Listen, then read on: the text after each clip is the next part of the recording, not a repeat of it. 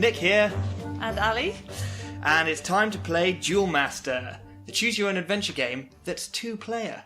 And books. They're books. Choose-your-own-adventure books that are two-player. Wow. This is madness. So, a little bit of history here. Basically, I've always been a fan of choose-your-own-adventure books since I was a kid. I used to play fighting fantasy. Never played as many of them as I would have liked, because I just sort of stumbled across a couple in a bookshop and played those. I think it was Warlock of Firetop Mountain, and I think it was Forest of Doom or something like that. Did you ever play any when you were younger? I did the Usborne puzzle adventure games books, so a bit more of a noob. Was it the same though, like turn to page 35 if you decide to hack the princess's face off? It was more like, can you find the red-shirted man? Oh, like the puzzle adventure books? Yeah. I really loved those. They were amazing as well. But there wasn't much, they were quite linear. They were. It was turn over the page, next page kind of thing. Well, I love these, and I was sort of recently on eBay, can't remember what general reason for, I don't generally need a reason to be on eBay, looking for Choose Your Own Adventure books, and I found these, Duelmaster books. Now, they're a whole series, and each sort of entry in the series is 2 books, because it's 2-player, so each player has a book. I have no idea how this works. I got them a few months ago. I haven't had a chance to play them yet, and then we had the idea that, hey, we could do it as a podcast, and we could bring you all along with us on our adventure into the world of Duelmasters. So we quite deliberately haven't prepared at all. We've got our character sheets written up, ready to start entering in. But we have no idea how the game functions. We're going to read it, you're going to discover it along with us, and hopefully be just as mystified/amazed by what we discover in these pages. So this episode very much is going to be the starting, the setup, the building of our characters, and we'll guide you through the process of that. And then, we'll see how we go from there, really. Okay. So the books we're playing are Challenge of the Magi, or Magi, however you say that word. Magi. Mage, plural. Magi, yeah. Duelmaster Book 1, I believe, by Mark Smith and Jamie Thompson. These were originally published in 1986, so I was a year old. Wow, I was but a twinkle in my father's eye. Oh, right. Okay. No one wanted to know that. So I've got the red book, you've got the yellow book. Yes, I don't think there's much difference because we will create a character that is unique to us. My book has a very powerful looking wizard on the cover, whereas yours... Mine has a nobbledy, horrible goblin-esque death guy. A bit like, you know, when in Gremlins they get water on them and they start and they melting. go disgusting. That's what this looks like. Cool, well that's who you are. That's who you have to be. You have to be the knobbly melty man. You're not really, I'm just messing with you. It's all good. Okay. Right, so let's open up our books. And the first page I see is a big scroll that says, The Law of the Land. So I'm going to turn that over. And then I see a picture of 6 wizardy folks. Some of them are... No, none of them are what we would call a beautiful creature. They're all pretty ugly, actually. One of them's got a big old domed head with some bandage on. Yeah. Another one seems to be sort of casting fire from his hands. Another one's got a wand. I'd say that was a woman casting fire. Yeah, and in the middle as well. Yeah. That's a woman. Anyway, so there's some curious looking wizardy folks here. And then in the next page it says The Challenge. And I will read this. Okay. You are a powerful mage, one of the inner council of magicians, all of whom have mastered the greater magics. Each of you specialises in one of the 5 types or colours of magics. The head of your arcane council, Emeritus the sorcerer, is dead, and his successor among the councillors must be chosen in the time-honoured fashion. By ritual duel to the death in the Rainbow Land. Of course.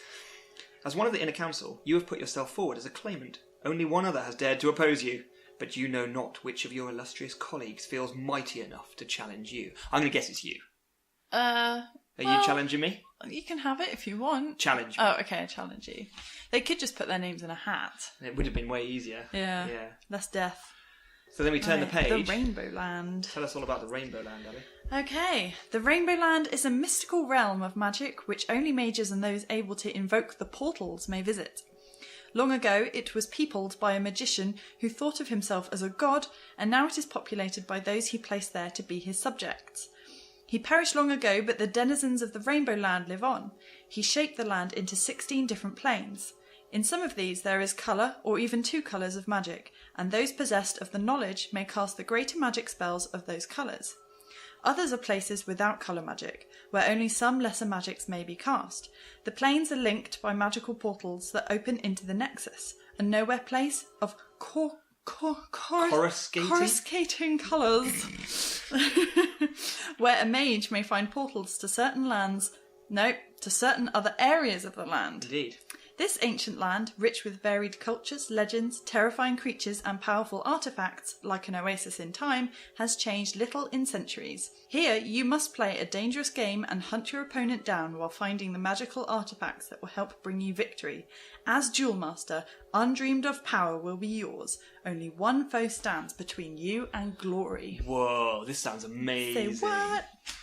Right, so then turning over, there's a lot of exposition, it seems, in this book, but then maybe there's quite a bit to set up, you know, in terms of who we are. Mm-hmm. The 5 colours of magic.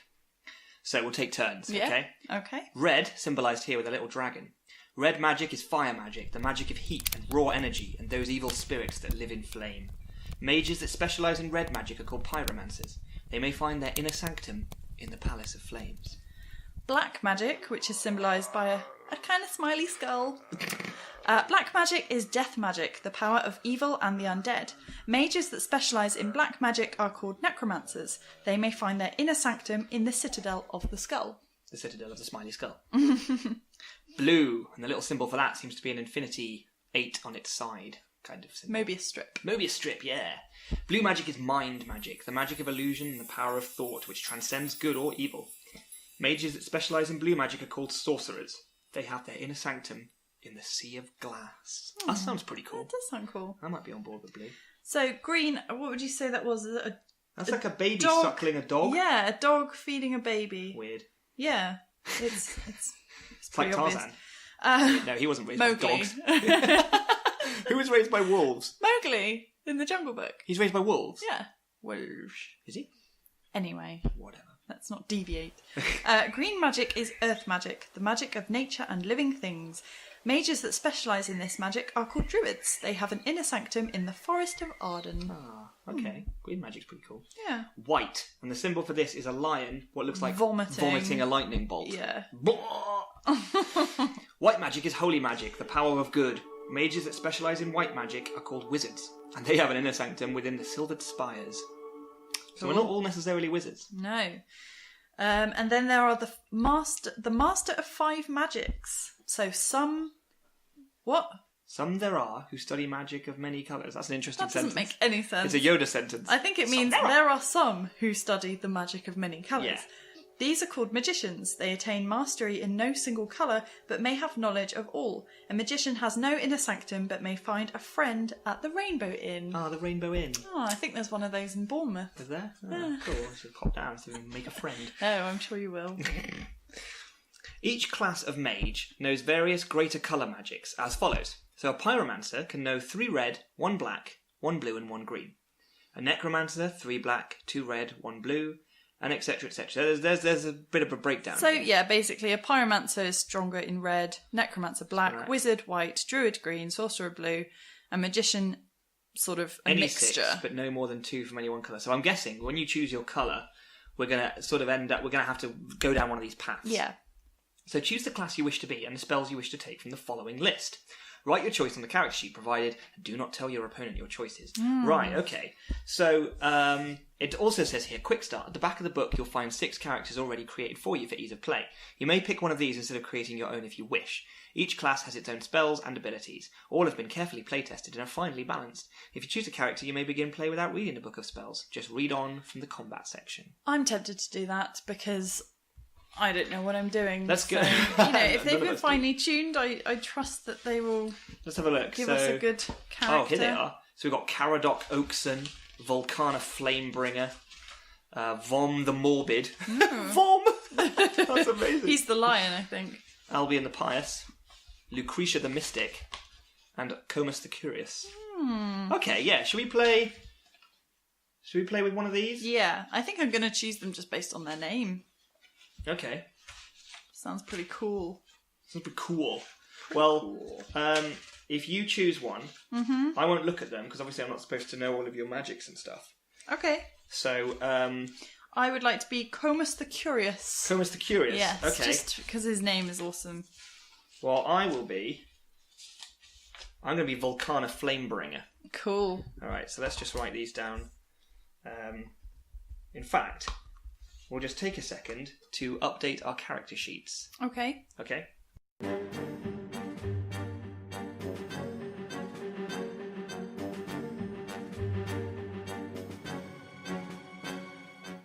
Right, and that's our character sheets updated with our pre-made characters. So now let's tell everyone a little bit about our character. You want to go first?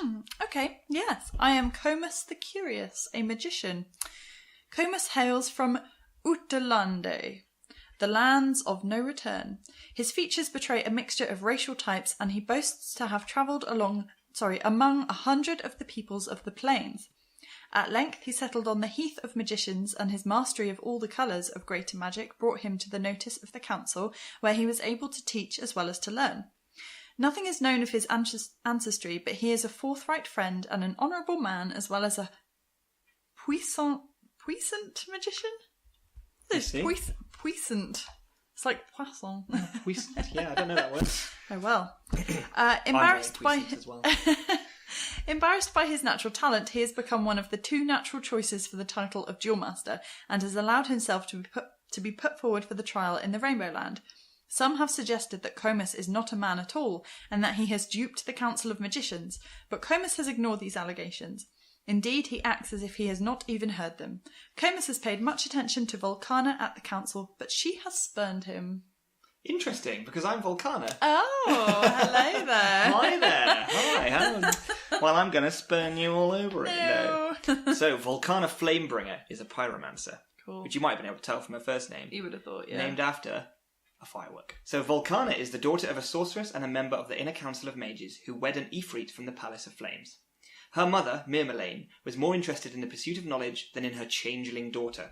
Volcana's flame-hued skin and the burning red of her eyes terrified all humans, and Myrmelaine was accused of consorting with demons. She left Volcana with crofters in a village near the Shrine of the Martyrs, but as soon as she was old enough to brave the dangers of the journey, the young Volcana fled to the Palace of Flames in search of her father, the Caliph's son. There she was welcomed by the strange and terrible Efriti in their halls of burning brass, and taught their powerful red magic, the magic of fire. It was soon obvious that she had a prodigious talent for red magic, and once she had mastered much of what the Ifriti could teach her, she left the Palace of Flames. Volcana hates humankind and seeks to assert her dominance over them. Thus she forced the Magi of the Council to accept her into their illustrious order. Now she challenges to win control over the Council itself, and to protect herself against the Druids, whom she has angered by destroying a part of the Forest of Arden with her magical fires. So wow. I'm not going to win any friends with the green magic dudes. No. You sound very powerful. I also sound like a bit of a... You're a flamebringer. I'm curious. But, from what I understand, you're a master of all the colours. Yeah. No, not a master. I'm a jack of all trades. Oh, you're a jack of all trades, master of none. Exactly. Right. Okay, so this is how the game works. So, combat. Both of you begin with 20 life points, and you keep a running total of your life points on your character sheet. When your life points are down to 0, you're dead. And your life points can never go higher than 20. There are 2 types of combat, magical and physical. When you begin a paragraph, you read out loud the 3-letter code at its head, if there is one. If your opponent's paragraph is headed by the same letters, you will both be teleported to the same place in the area. If this is an area of colour magic, you may engage in magical combat. Otherwise, any combat will be physical. Right, so you begin a paragraph, you have to read out loud the 3-letter code. Interesting. It's like Snap. So I guess maybe the original idea of these books is that you didn't actually read them out loud. You instead read on your own, and then suddenly you'd go, 3, 2, 5! Yeah. And then the other person would go, okay, I'm going to fight you. And it would be like, you just imagine 2 kids sat in complete silence reading 2 novels, and suddenly one of them just goes, BF7. And they're like, no! So, physical combat. Both players roll a dice, and add any pluses they may have.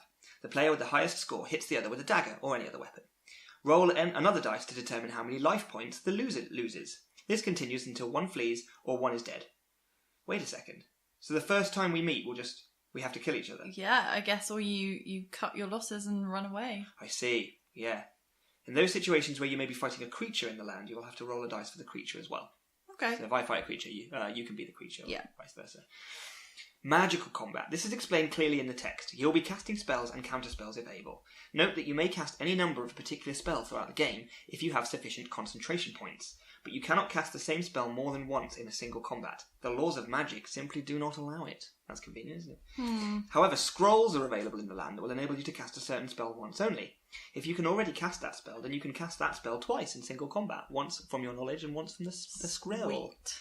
If you are killed by something other than your opponent, tell him or her what has happened and turn to 799. Okay? Code words. Do you want to read about code words first? Cool. You will be told at times to record certain code words. Record them in the box provided on your character sheet. Then, when you're asked whether you have a particular code word, just check your box. If you need to know whether your opponent has a code word recorded, just ask him or her to do the same. When you have checked for code words, follow the instructions in the text. Interesting. Okay, equipment. You begin the game with 3 daggers, a flint and tinder, and a water bottle. You'll be told when you can refill your water bottle if it becomes empty. You must keep a record of whether your bottle is full or not. Okay, gold. You will probably need some gold during your quest to become a Duelmaster.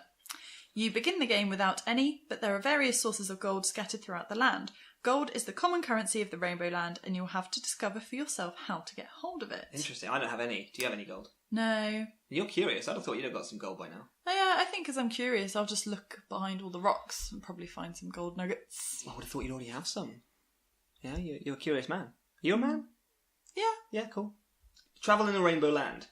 Travel in the Rainbow Land. To travel from plane to plane in the land, a mage invokes the portals to create a magical gate to the Nexus. As a mage is an interloper in the land, on occasion you'll be transported to the Nexus against your will. Such is the law of the land. Incidentally, I should mention at this point, it came with a map as well, which I've got here. Cool. A separate sheet that folded out of one of the books. And it's full colour and painted. It's rather nice, actually. And it shows all the various places we can go in the Rainbow Land and how they all connect to each other. So I'm hoping that becomes a bit clearer, because at the moment it looks like a crazy old board game. Right, time in the Rainbow Land. At points in the text, you will be told to wait! Oh, capital letters, Capital wait! letters, wait! This means you must wait until your opponent is also told to wait! Both of you then turn on to the next paragraph simultaneously. When you are told to wait /steed, and you have a steed, do not wait for your opponent, turn on immediately. Goodness, it's all going to crack off. Mage's Honour. It is possible to cheat in this game, but if you do so and triumph, your victory is hollow. Challenge of the Magi is a test of skill between friends. Unless you abide by the rules, it is pointless and dishonourable. I believe that wholeheartedly. Now, a big part of me is a little bit worried that maybe the entire point of this game is that you read silently to yourself, and the other reads silently to themselves. And as such, I don't know where you are or what you're doing. Okay. And I'm not supposed to know where you are. Up to no good. Until we clash, obviously. So maybe for the purposes of this podcast, we may have to bend that aspect slightly. And maybe the game will be slightly affected by me knowing where you are and you knowing where I am. But I guess we'll see, because we're all on an adventure on this together. So let's find out. Unless we sort of did the podcast on our own. What, separately? Like you left the room when I did my bits. Well, maybe we play this and see how it goes. Yeah. And if we need to do that, then maybe that's what we have to do. Or we sit in silence for half an hour. And then we go, B53! That'd be really good listening, I think. So, the beginning. When you have chosen what type of mage you are and your list of spells, you must decide which area of the land you wish to begin the game in, and turn to the paragraph number indicated. The time has come. The duel is about to begin. You gather up your spell books and place 3 daggers at your belt. Then, leaving your inner sanctum, walk to the place where you may invoke the portals. When you are ready for the ultimate test, you invoke, and 16 darkly shimmering doors appear in the air, forming a circle around you. Each one opens on to a dangerous and strange land. Somewhere behind one of these, you must meet your opponent and kill or be killed. If you are killed in the Rainbow Land, tell your opponent to turn to 799. Making your choice, you step through one of them and are surrounded by a whirlpool of coruscating colour. Well versed in the lore of the Rainbow Land, you know exactly where each of the portals leads. So you'll say 799? Yeah. Mine says 800. That's if weird. you are killed in the Rainbow Land, tell your opponent to turn to 800. Oh, well, it has to be different, doesn't it? It will have to be. Oh, yeah, because we're different. Yeah. Wait a second. I don't know. I kind of want to turn now and see what happens. No, that's against the Mage's Code. What was it said? Mage's Honour? Hold on. Mage's Honour. Some honour or Can't believe you're thinking rubbish. of already turning on your Mage's Honour. You made that oath to the Mage Council. Did I? At least 7 seconds I was ago. Drunk. I don't know. I got too curious about a bottle of vodka. Right, the areas of the Rainbow Land are as follows. So, areas of no magic. The scorched sands of Akhenaton. The Shrine of the Martyrs. The House of Morsalus. That sounds like a dead Greenwood. Place. The Rainbow Inn. And the Desolation of Ilexmanan the Aggrieved. I am going there. That sounds great. So then the areas of colour magic. The Citadel of the Skull is black. The silvered spires is white. The forest of Arden is green. The palace of flames is red. The sea of glass is blue. The phoenix crags are red and blue. The sacred grove is green and white. The garden of contemplation is green and blue. The caverns of perdition are black and red. And the tower of immutable paradox is black and white. And roses are red. and violets are blue. And the paradox. When you are ready to begin, choose your area and turn to the requisite paragraph and then begin reading. Right, so I'm guessing then, the game just starts. begins. So how on earth are we meant to choose? Because I don't know how this game even works. No, yet. I guess you just choose somewhere that you like the sound of. Okay, well... I know where I'm going. You know where you're going, do you? I know where I'm going, yes. Well, I'm a curious fellow. You are curious, I'm aren't you? drawn to a place. What's your heart telling you? My heart is telling me I'm gonna head to the Citadel of the Skull. Oh, okay. Okay, where do you want to go? I'd like to go to the Rainbow Inn. Okay. Where I can make a friend for life. Right, well, I'm going to turn to 88, which I believe is where I have to go for the Citadel of the Skull. And I'm going to turn to 669, so I'm ahead of you. I'm winning. Okay, do you want to go first? Sure. So, do I shout the number and the letter? 669. CTH. Oh yeah, that's a good What point. does that mean? So that means if you want to fight, when you begin a paragraph, read out loud the 3-letter code at its head if there is one. If your opponent's paragraph is headed by the same letters, right? So it's the letters. Yeah. Right. So you read them out then. CTH. CTH. That is not what I have. Damn it. All right. The portal fades behind you and you're facing the Rainbow Inn, a brick and wood building with stables attached, standing at a crossroads near the River Weir. There is a well nearby, and beyond it a black door hangs in the air, just off the ground. The sign outside the inn shows not the natural colours of the rainbow, but the 5 colours of magic in the land: blue, red, green, white and black. If your opponent also has CTH, turn to 1. If not, read on. You may fill your water bottle in the river if it is empty. Okay. Well, and I must wait. Oh, you have a wait, do you? Wait. Yes. Oh, I have a wait coming up, I think, as well. Okay, so mine's 88. My letters at the top are CTN, which are not the same as yours. Not the same. As the portal disappears, I find myself looking into the maw of an enormous skull. The Citadel of the Skull stretches towards dark skies above you, the red flicker of torches lending the hollow eye sockets an infernal glow. The Citadel is black obsidian, reflecting dully the half-light of this region. Beyond it is a grey plain that stretches as far as the eye can see, but a thin mist obscures the horizon. There is no gate, but inside the skull mouth a great fire blazes, lighting a broad black staircase which climbs to a landing, from which a second passageway leads off to the left. This place is an area of black magic and no other. Has your opponent recorded the code word grieve? So I have to ask you, have you? No. No. If the answer is yes, turn to here, blah blah. If you wish to cast an ambuscade before entering the Citadel, record the code word vambrace. Ah, right, so this is maybe where it will fall down, because if I wanted to leave a trap here, then I could. Do you see what I mean? If your opponent has CTN at the head of his or her paragraph, then turn to 98, which you didn't have. Okay, so interestingly, I could cast an ambuscade, which is a trap, here. Yeah. And then I have to record the code word for it. But you could do that in secret without me knowing. But if you see me starting to write down on my character sheet, you're probably going to assume that I have that. You could just do some scribbles. I might be doing it right now, might not be. I'm not looking. Although I am Comus the Curious, so I might be peeking. No, I'm not. Okay. Do you have a wait? I then have a wait. Yes. Right, so we're both waiting. We both have to wait for the other. We both have... Is yours now listing some options that you can do things? Yeah, it seems to be, yeah. Right, me too. Okay. So hold on a second, let me just read back on the waiting thing. So if one of us reads wait... this means both of you must wait until your opponent is also told to wait. Mm-hmm. And then we turn on to the next paragraph simultaneously. So, you go for it then. Right, so I've got the option to go to the well, to try the black door, or walk towards the inn. Or I could invoke the portals and go to a few different places. I think, because I don't need to go to the well, my water bottle is full, I think I would like to walk towards the inn. So I'm going to turn to paragraph 729. Okay, and while you're doing that, I have some options. If I am a necromancer, only I can see a concealed doorway behind the skull's back teeth, which leads to my inner sanctum. But I'm not a necromancer. Oh, so you can't see that secret door? I can't see that secret door that was just described to me. Otherwise, I can continue up the main staircase, or take the passageway off to the left. Or I can also invoke the portals and go to lots of other places as well. So, you went into the inn, didn't you? I did. I am going to continue up the main stairway, and I'm going to turn to 1, 5, 8. Okay. All right, CTH. CTN. We don't fight again. 2 out of 3. 2 out of 3 ain't bad. Ooh, okay. There were some options here if I had some code words. If you have the code words. Yeah. But you don't, I guess. So it says, if I have recorded the code word mendicant, or your opponent has recorded the word varlet, turn to 769. Have you recorded... No. No. Okay. So, outside the inn, tethered to a water trough, is a magnificent black warhorse. Oh, lucky. Caparisoned. There were some new words in this. Yeah. Maybe they're old words, actually. In black, with polished barding lined with velvet. If you wish to steal this magnificent war steed, turn to 749. If you walk straight into the inn, turn to 789.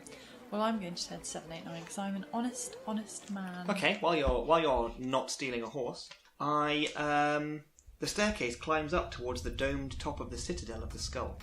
Off the third landing, a door opens to reveal a glimpse of 3 Demondim, the devilish captains of the gods of evil, who spread fear among the people of the Rainbow Land. I think I may have made a mistake going straight here.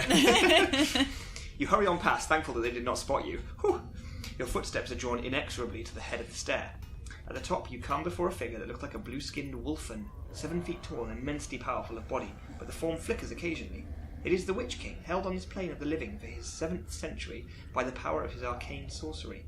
His courtiers line the room, wolfen, demondim, and black-hearted men tough enough to stomach the sight and doings of the Witch King, all steeped in evil to the rotten core. If you have the code word Silverlode, turn to blah. Well, I don't. If not, read on. On a low table before the throne lies a glass-fronted box. Inside, lying on black velvet, are a white shroud and 2 human thigh bones. Ew. With a start, you realise that these are the fabled relics of Hon the Zealot, the most sainted man in the history of the Rainbow Land. The Witch King's stare seems to burn into your brain. And then I have a wait. Okay, well, I guess I better keep reading till I have to wait. I guess you will. So, inside the inn is warm and smoky. The familiar smells of wine, mead and pipeweed mingle agreeably.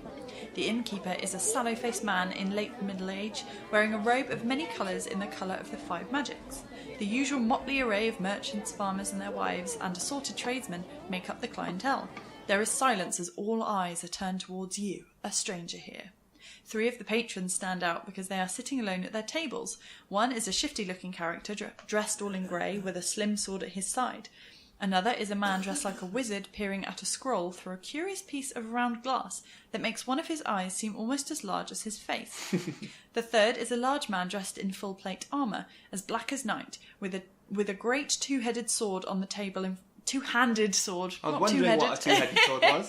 Okay. With a great 2-handed sword on the table in front of him. His insignia, a red dragon and a black mace, match those of the warhorse tethered outside. Ooh. Glad I didn't come up against him. All of the tables next to his have been pulled away, as far away as their occupants' space will allow. Will you walk up to the bar, sit down opposite the man in grey, sit beside the man reading the scroll, or opposite the Black Knight? I think I'm going to sit beside the man reading the scroll, because maybe he'll give it to me. Oh. So I'm going to turn to paragraph 443. Okie dokie. So, let's see what happens. Right, CTH. Doesn't matter because I'm waiting, I guess. Oh, yeah. Right. If you have entered the inn with the Black Knight beside you, then nobody will speak to you and the innkeeper offers no hospitality. But I haven't. So I can ignore that. The man dressed in the robe of a magician, covered in Kabbalistic symbols, is not... Kabbalistic. Okay. Symbols, is not reading a scroll at all, but a magical recipe. He is an alchemist, and he has a plentiful supply of magical concoctions in phials for you to examine. He is selling them at the cost of 1 gold bag each. You may buy as many as you have gold to pay for. He lays the potion bottles on the table for you to look at. There are 4 types, each labelled with outlandish names as follows. Ooh. The potion of irresistible force. This, he explains, is a potion of strength that will add 1 to your strength in battle once only. It's not that amazing. We might find it's really amazing. Yeah. Spider Queen's Bane. This is an elixir that cures those who have been poisoned. If you have been poisoned at the Fountain of Life, this elixir will cure you. Poisoned at the Fountain of Life? I guess that will make you step carefully when you're at the Fountain of Life later. Cordial of measured haste. This cordial of speed allows the drinker to run and think twice as fast as normal. When you take this potion, you may ignore the next 2 weights. Oh, that's quite cool. Wow, yeah. Elixir of clear thought. Taking this elixir clears and refreshes the mind wonderfully. When you do, you may restore up to 6 lost concentration points for each potion. Wow. So it says about as soon as you've made your mind up and blah blah blah, but I have no money. You don't have any money. So it's all a waste of my time. So now I am told to wait. Right, well I think that's a really great place to end our first episode. Okay. So to recap, I am at the very top of the where am I? What is this place called? Hold on. It's called the Citadel of the Skull. That's right. And I got to the top and there's what looks like a horrendous Dark Lord with the remains/relics of a good man in front of him. And you... I am in my local boozer, partying it up with the salesman. Yeah. The magical salesman. Without any gold. Without any gold. So join us next time to find out exactly what happens to me in the Citadel of the Skull and whether Ali decides to rob an innocent alchemist. This podcast, and others like it, is made possible thanks to our wonderful backers on Patreon.